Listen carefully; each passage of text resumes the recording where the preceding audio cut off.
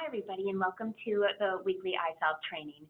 Today, we are going to go over how to both request and approve or deny paid time off or any time off requests that employees have available to them. So for the purposes of this training, I'll be signed in first as an employee, so I can show you the employee view, and then as a manager. So let's see, we are going to start from the beginning. So we are logging in as Kristen, the employee. And this page right here is the time off balances, and to get there, you go to time and then time off balances. And this has everything that is has been approved so far this year, time off request approved. And since none of the time off was all requested and approved either in this pay period or in a future pay period, so none of it is in this taken so far, in the year-to-date taken. So this is the chart of the balances. To request time off, employees will go to the employee calendar.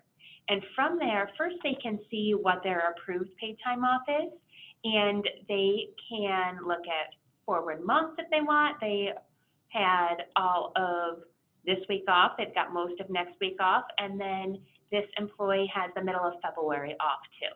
So to request more time off, the employee would go to this request time off button in the blue action bar. So you click here, and then in the absence policy, you can choose the appropriate one. So let's do sick time. The employee was out today because she was sick. So we are going to find today and make sure that the from and to are the same if it is just a one-day sick. And when you choose this, the day of the week populates right here with a check mark. And the employee is out all day for being sick. And then they click save. When the employee requests time off, whether it be sick time or vacation, an email will be sent to the person that's responsible for approving their time off. And then the employee, or the manager rather, can go in to review and approve or deny that time off.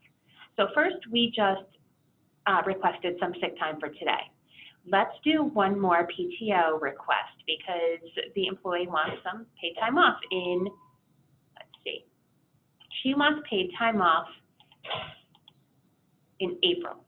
So April 13th to 17th, and see Monday through Friday are selected.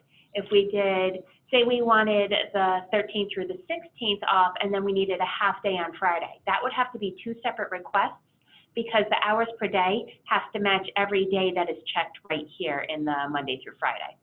So we want for 13 to 16, 8 hours per day. And then we click save.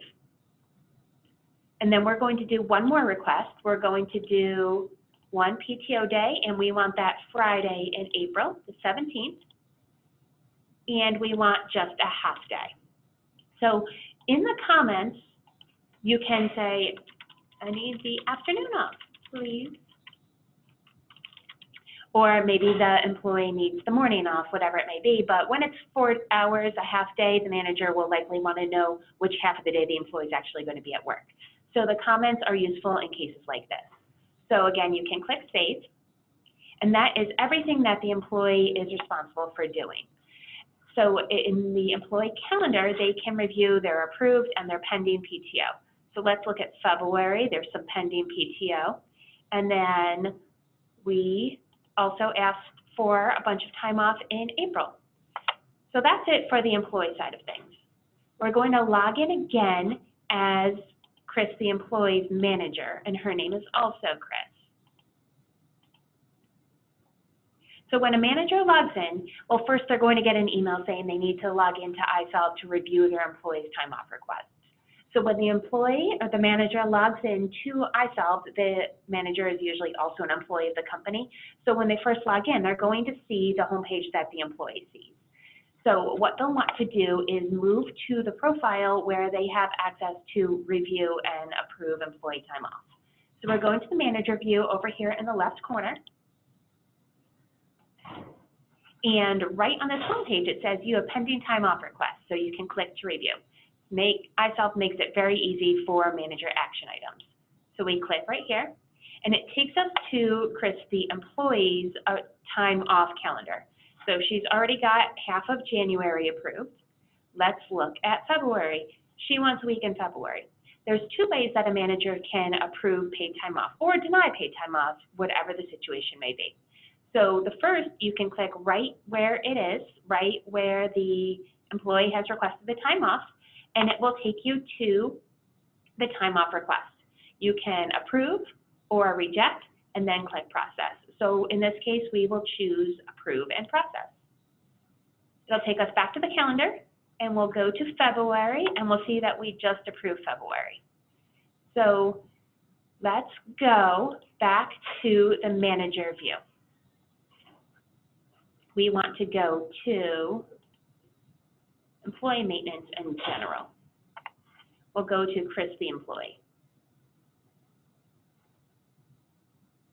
And we just want to make sure, so we're looking at this employee, and we want to make sure that she is not taking too much time off because, oh look, her hire date was just January 20th, so why does she have so much PTO already?